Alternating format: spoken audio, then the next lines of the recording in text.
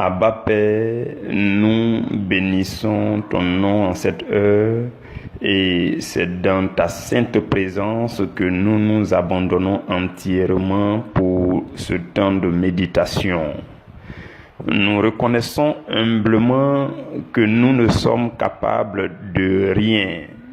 Nous n'avons aucune sagesse venant de nous-mêmes. Sans toi, nous ne pouvons rien accomplir. 2 Corinthiens 3, verset 5 dit « Ce n'est pas à dire que nous soyons par nous-mêmes capables de concevoir quelque chose comme venant de nous-mêmes. Notre capacité, au contraire, vient de Dieu.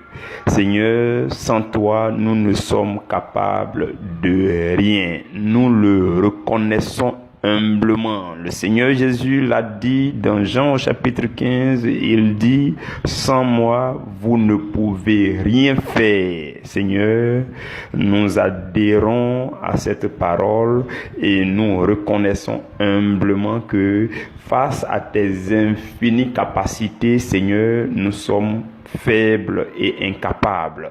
Et nous aspirons, Seigneur, à demeurer dans ta présence afin que tes capacités, ta force, Seigneur, nous remplissent. C'est avec les cœurs assoiffés que nous venons encore en ce jour dans ta présence pour recevoir de toi de la nourriture spirituelle qui nourrit, qui bénit, qui fortifie, qui restaure. Roi de gloire, nous nous recommandons à ta grâce pour ce moment de méditation. Accorde-nous la présence de ton esprit pour conduire ce moment. Je te recommande chacun de nous. Je te recommande mes frères, mes sœurs, chacun en son endroit, pendant que nous nous disposons à entrer dans ce moment de méditation. Seigneur, que toute chose qui sera dite maintenant, que toute chose qui sera faite par la suite, te donne toute la gloire éternellement et au nom de Jésus. Amen. Mes frères, mes sœurs bien-aimés, nous sommes aujourd'hui le vendredi 27 août 2021. Notre sous-thème pour aujourd'hui, c'est « Découvrons 5 produits qu'engendre l'esprit de foi ». Découvrons 5 produits qu'engendre l'esprit de foi. Lisons ensemble dans Psaume 114. Nous allons lire les 4 premiers versets. Psaume 114. La Bible dit « Quand Israël sortit d'Égypte, quand la maison de Jacob s'éloigna d'un peuple barbare, Juda devint son sanctuaire, Israël fut son domaine. La mer le vit et s'enfuit. Le Jourdain retourna en arrière. Les montagnes sautaient comme des béliers, les collines comme des agneaux. Parole du Seigneur, nous rendons grâce à Dieu. Bien-aimés frères et sœurs, ce que nous allons voir aujourd'hui, c'est 5 produits, 5 choses que l'esprit de foi peut produire en nous, dans notre vie, pour nous. Je crois qu'après le sous-thème d'aujourd'hui, il va nous rester le sous-thème de demain et le sous-thème de lundi avant de clôturer ce mois d'enseignement. Parce que le mardi, nous allons faire la clôture de tous les enseignements de ce mois. Donc nous tendons vers la fin de ce séminaire. Bien-aimés frères et sœurs, chacun de nous, vous et moi, nous sommes sortis de notre Égypte grâce à la miséricorde et à la compassion de Dieu. Quand vous lisez la Bible et que vous observez aussi la vie du chrétien, vous allez remarquer que, en fait, ce que Égypte représentait pour Israël, c'est ce que l'ancienne vie du chrétien représente pour le chrétien. Vous comprenez? Ton ancienne vie, tes anciennes habitudes, tes anciens comportements, c'est ce que on peut appeler ton Égypte. Et tu es sorti de cette Égypte par la grâce de Dieu, par la miséricorde de Dieu, par la compassion de Dieu. Et tu es parvenu à la lumière de Jésus-Christ. Vous comprenez, frères et sœurs? Donc, ce qui va se passer, c'est que Dieu va nous éloigner de nos anciennes habitudes, nos habitudes barbares. Permettez-moi de le dire ainsi, comme le dit le premier verset qui dit « Quand la maison de Jacob s'éloigna d'un peuple barbare ». Donc Dieu va nous aider par sa grâce à nous éloigner de nos anciennes habitudes, de notre ancienne vie, ainsi de suite. Vous comprenez? Et Dieu va faire de nous son sanctuaire. Le verset 2 dit, Juda devint son sanctuaire, Israël fut son domaine. Dieu va faire de chacun de nous, après notre sortie, la sortie de notre Égypte, de notre ancienne vie, Dieu va faire de nous son sanctuaire. C'est à juste titre que la Bible dit que ton corps est le temple du Saint-Esprit, le palais du Saint-Esprit, le sanctuaire du Saint-Esprit, le domaine de Dieu. Vous suivez, vous comprenez avec moi. Donc Dieu va nous faire sortir de notre Égypte et il va faire de nous son sanctuaire, son domaine. Et en tant que tel, notre foi en Dieu va assurer notre victoire à tous les niveaux. Éphésiens chapitre 2 au verset 8 dit, c'est par la grâce que vous êtes sauvés. C'est par la grâce que vous avez été sauvés, délivrés, secourus. Par le moyen de la foi. Et cela ne vient pas de vous, c'est le don de Dieu. C'est ce que dit Éphésiens 2, 8. Vous comprenez? Donc la foi, pour le croyant, la foi, c'est l'instrument de victoire que Dieu lui donne après l'avoir arraché de son ancienne vie.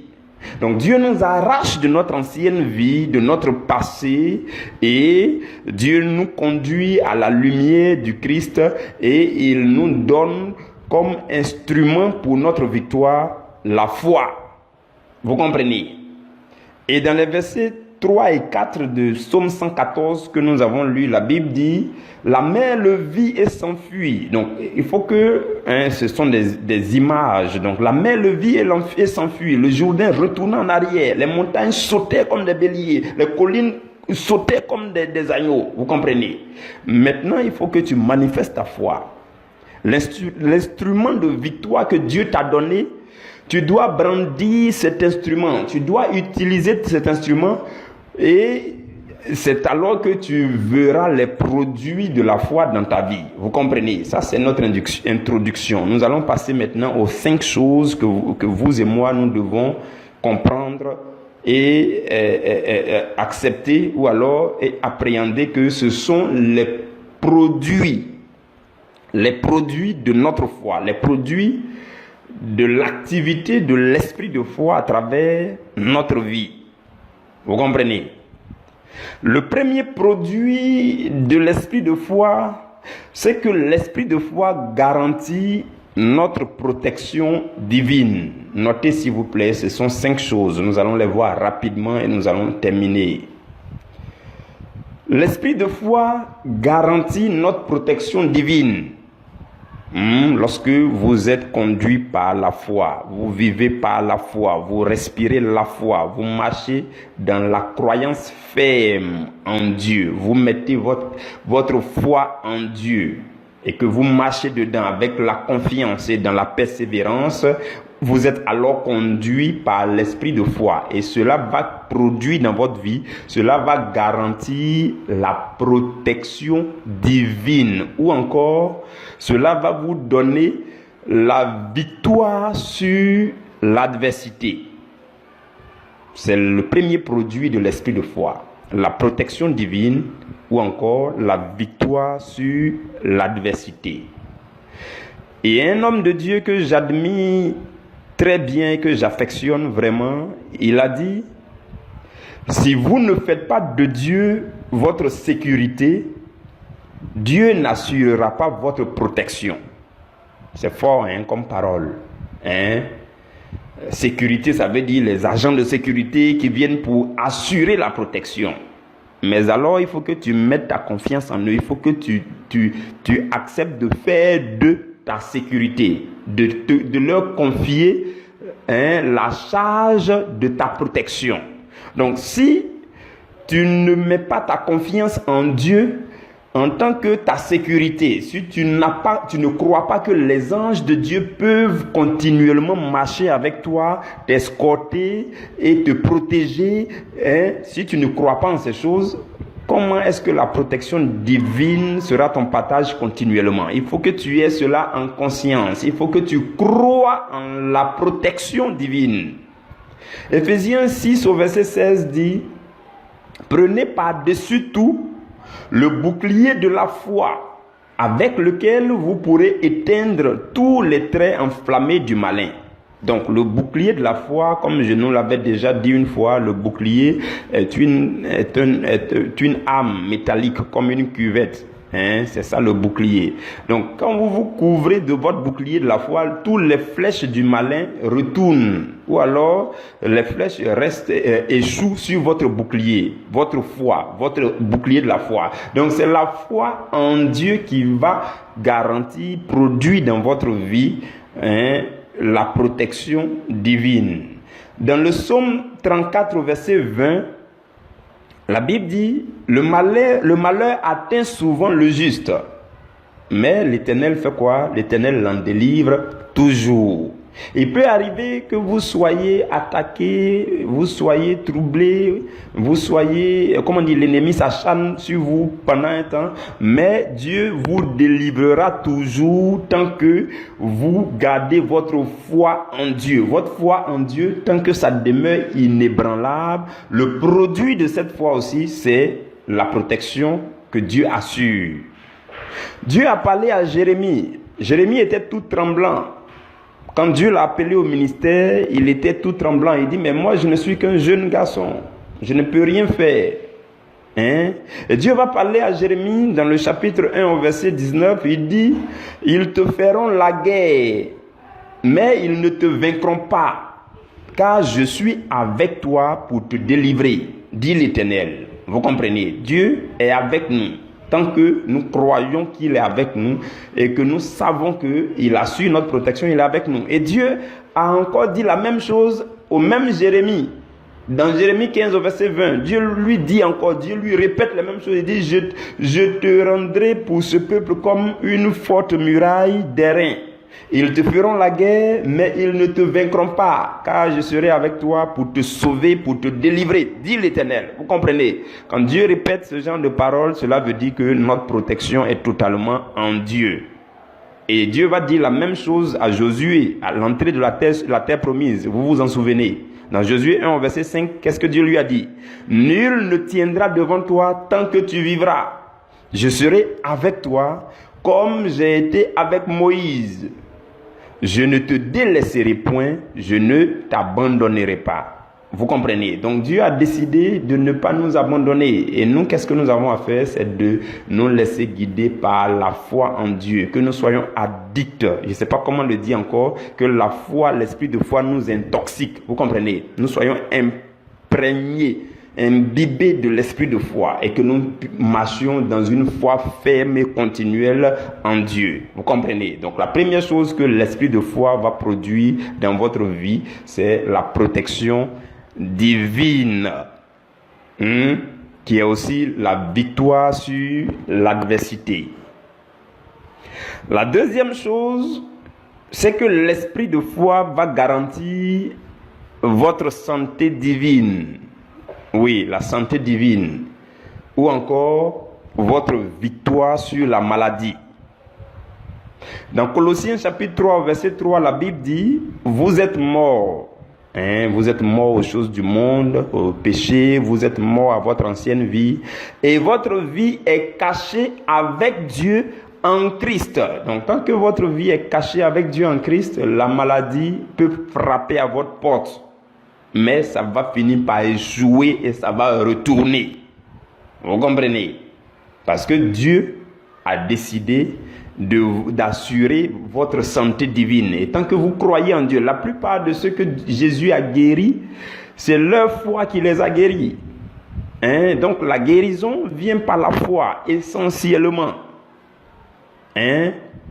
La victoire sur la maladie, c'est ta foi qui va obtenir cela. C'est la façon dont tu vas te laisser entraîner par le mouvement de l'esprit de foi. C'est ce qui va produire la santé divine et continuelle pour toi et aussi pour ta famille. Vous comprenez? Et je vais vous donner un principe vraiment fort. Ça me tient à cœur de vous dire cela. Et je voudrais que vous reteniez cela, que vous gardiez cela, que vous méditiez là-dessus, que vous pratiquiez cela. Tant que, si vous avez très bien compris ce que je vais vous dire, ça sera un grand pas pour vous, hein, sur la maladie. Frères et sœurs, tant qu'une maladie ne réussit pas à assujettir votre homme intérieur, cette maladie ne triomphera pas de votre corps. Je ne sais pas si vous l'avez remarqué. Si à l'intérieur de vous, la maladie n'a pas réussi à vous affaiblir, la maladie n'a pas réussi à vous convaincre, la maladie n'a pas réussi à vous assujettir, la maladie n'a pas pu triompher de vous, de votre homme intérieur. Vous comprenez? Si la maladie n'a pas réussi à le faire, la maladie ne réussira pas aussi à triompher dans votre corps. Ce n'est pas possible. C'est un principe fort que je suis en train de vous dire. Une maladie que vous refusez et que vous rejetez catégoriquement et continuellement dans votre esprit, dans vos pensées, cette maladie ne va pas triompher de votre corps. C'est un principe très fort. Je ne sais pas si vous comprenez.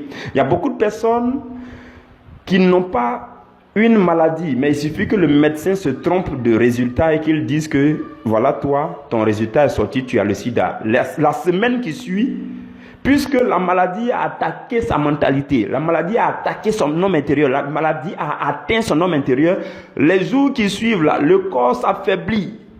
On ne sait pas pourquoi, mais la personne tombe malade. On a vu plein d'exemples comme ça. Hein? Mon épouse m'a raconté l'histoire de quelqu'un à qui on a annoncé une maladie et la personne a commencé aussi à affaiblir tout d'un coup. Hein, je crois que la personne était en surpoids et la personne était allée voir un médecin. Maintenant, le médecin devait lui prescrire un régime alimentaire. Mais le médecin, d'une manière astucieuse, le médecin va lui dire « Ah, voilà, j'ai découvert que tu as telle maladie en toi. » Et la pensée de cette maladie, hein, l'inquiétude que cette maladie va causer dans ses pensées va faire que dans les jours qui vont suivre, elle va maigrir. Et finalement, c'était le même résultat. Après, on lui a dit non, en fait, il n'était pas malade. Mais pour vite maigrir, il fallait que ton esprit soit atteint d'une maladie. Voilà pourquoi on a mis cette maladie dans ta pensée. Vous comprenez?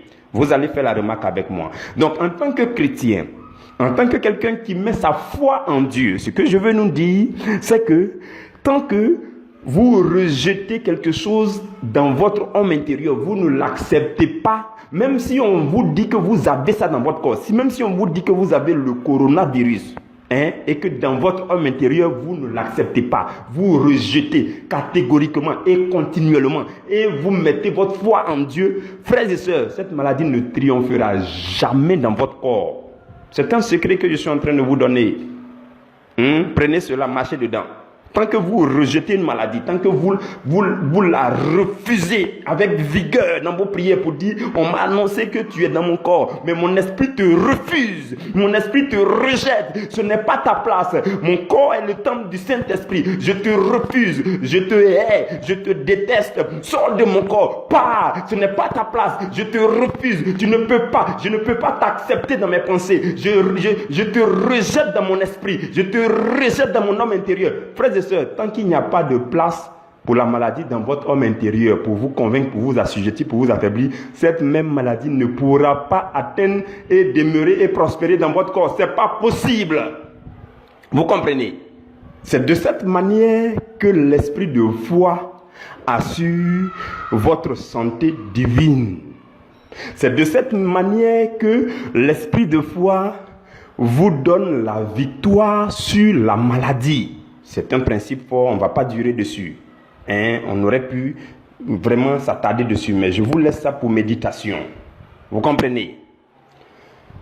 Le troisième produit de l'esprit de foi, c'est que l'esprit de foi garantit la présence divine. La présence divine. La présence divine n'est rien d'autre aussi que la victoire sur la mort, parce que la présence de Dieu, c'est la présence de la pleine vie. La mort spirituelle n'a pas sa présence là où il y a la présence de Dieu. Vous comprenez? Dans le psaume 114 que nous avons lu, au verset 2, la Bible dit que Juda est devenu quoi? Le sanctuaire et le domaine de Dieu. Donc, lorsque vous et moi, en tant que chrétiens, Dieu nous ayant fait sortir de notre ancienne Égypte, de notre ancienne vie, lorsque nous acceptons de devenir et de vivre comme un sanctuaire de Dieu, le domaine de Dieu, ce qui se passe, c'est que nous sommes enveloppés par la présence de Dieu. Vous comprenez? Et la présence de Dieu n'est rien d'autre que la vie. Vous voyez, on parle de la vie éternelle. Le salut éternel. Le salut éternel, ce n'est pas dans un autre endroit ailleurs, et puis la présence de Dieu n'est pas ailleurs. C'est la vie éternelle dans la présence éternelle de Dieu. Vous comprenez? Donc la présence de Dieu, c'est la vie abondante, la vie véritable. Et lorsque vous bénéficiez constamment de la présence divine, vous avez la victoire sur la mort spirituelle. La mort spirituelle n'est rien d'autre que la séparation d'avec Dieu. L'état dans lequel l'homme se trouve et puis il est dépourvu de la présence de Dieu, c'est ça qu'on appelle la mort spirituelle, tout simplement. Vous vous souvenez, dans le jardin d'Éden, Adam et Ève ont été chassés de la présence de Dieu. Depuis ce jour-là, ils sont entrés dans la mort spirituelle, la séparation d'avec Dieu. Leur relation avec Dieu maintenant était à contre-goutte. Alors que quand ils étaient dans le jardin d'Éden, c'était continuel. C'était chaque soir, Dieu descendait pour parler avec Adam, ainsi de suite. Et Dieu était constamment là. Mais quand ils vont pécher, Dieu va leur dire, le jour où vous mangerez du fruit de cet arbre, vous mourrez. Mais Dieu parlait de quelle mort? C'était pas la mort physique, la mort de la chair, la mort du corps. Non, c'était la mort spirituelle qui consiste en la séparation avec la présence de Dieu. Voilà pourquoi Dieu leur a dit, il ne vous est plus permis d'avancer le doigt et de manger du fruit de l'arbre de la vie. Donc, sortez du jardin. Donc, c'était de cette séparation que Dieu parlait. Mais comme l'humanité, l'espèce humaine est une chose qui était plus chère aux yeux de Dieu que toute chose qu'il a créée, Dieu va trouver les moyens de demeurer en contact avec eux. Donc la mort spirituelle, c'est l'opposé de la présence divine. Vous comprenez? Et quand vous avez constamment foi en Dieu, vous demeurez dans la présence de Dieu. Et votre victoire sur la mort spirituelle, elle est certaine. Vous comprenez? Quatrième produit. Le quatrième produit, c'est que l'esprit de foi garantit l'exaucement des prières. L'esprit de foi va garantir l'exaucement de vos prières. En d'autres termes, l'esprit de foi va assurer votre victoire sur l'ennemi de votre destinée. Parce que pour que votre destinée glorieuse s'accomplisse, il faut que vos prières soient exaucées au fur et à mesure que vous avancez à travers cette destinée. Et l'ennemi de votre destinée, c'est celui qui empêche que vos prières soient exaucées. Il empêche que vous priez, il empêche que vous demandiez à Dieu, il empêche que vous méditiez la Bible, il empêche que vous ayez plus de connaissances, il empêche que votre destinée se réalise. Donc, la victoire sur l'ennemi de votre destinée, c'est ça aussi qui produit l'exaucement de vos prières. Vous comprenez? Si vous ne vivez pas selon l'esprit de foi, frères et sœurs, il sera difficile que vos prières soient exaucées. Parce que Jésus a dit quoi? Il dit qu'il vous soit fait selon votre foi. Qu'il vous soit fait selon votre foi. Ça veut dire que vous serez exaucés par rapport à votre foi. Vous comprenez? Et donc, il faut que l'esprit de foi vous conduise. Il faut que vous ayez foi en Dieu constamment et continuellement. Il faut que vous priez, que vous gardiez la foi, que ce que vous avez demandé dans la prière, vous allez recevoir la chose. Dans Jacques au chapitre 1, Si vous lisez à partir du verset 5, la Bible dit, si quelqu'un d'entre vous manque de sagesse, qu'il la demande à Dieu, qui donne à tous simplement et sans reproche, et elle lui sera donnée. Là, il s'agit de la sagesse. Mais voyons dans le verset 6 une chose qui peut nous intéresser. Mais qu'il la demande avec foi, sans douter. Car celui qui doute est semblable au flot de la mer, agité par le vent et poussé de côté et d'autre. Vous comprenez? Et je pense que dans la suite, il va dire, celui qui doute là, qu'il ne s'imagine pas qu'il va obtenir quelque chose de Dieu. Si tu doutes là, dans ce cas précis, c'était la sagesse qu'il faut demander. Mais que ce soit la sagesse, que ce soit ce que tu as demandé à Dieu là, si tu doutes, ne t'imagine pas que tu vas obtenir quelque chose de Dieu. Non. Il dit que celui qui demande avec foi, sans douter. Parce que celui qui doute est semblable au flot de la mer. Il est agité de côté et d'autre. Il est vacillant. Et tu n'obtiens rien lorsque tu es vacillant. Vous comprenez? Donc, lorsque vous avez la foi, une foi ferme, cela garantit l'exaucement de vos prières. Je ne dis pas forcément que tu seras exaucé tout de suite. Comme je peux te dire aussi que Dieu peut t'exaucer tout de suite à l'instant où tu pries. Mais il est souverain, c'est lui qui le fait. Mais même dans le temps, il va t'exaucer. Pourquoi? Parce que tu gardes la foi dans le temps aussi. Vous suivez avec moi, frères et sœurs. Donc, lorsque c'est l'esprit de foi qui guide votre marche dans la foi, votre marche à la suite du Seigneur, cela garantit l'exaucement de vos prières. Tant que vous gardez la foi, tant que vous avez la foi ferme. Dans Marc 11 au verset 14, le Seigneur Jésus dit, tout ce que vous demanderez en priant, croyez que vous l'avez reçu et vous le verrez s'accomplir. On a déjà médité sur ce verset que vous connaissez très bien. Vous comprenez? Quand vous priez, croyez, gardez la foi, demeurez dans la foi, ne perdez pas la foi et vous le verrez s'accomplir. Maintenant, quand on dit croyez, ça ne veut pas dire qu'il faut croiser les bras pour croire. Non, il faut agir selon ta foi et tu le verras s'accomplir. Tes prières seront exaucées. L'ennemi de ta destinée va lâcher prise. Il y a des démons qui ont attaqué l'exaucement de la prière de Daniel. Pendant ce temps, Daniel était à travers un jeûne de 21 jours. Mais depuis le premier jour que Daniel a prié déjà, l'exaucement a été relâché du ciel. Et la Bible dit que c'est le prince de Perse qui avait attaqué l'ange qui venait avec l'exaucement.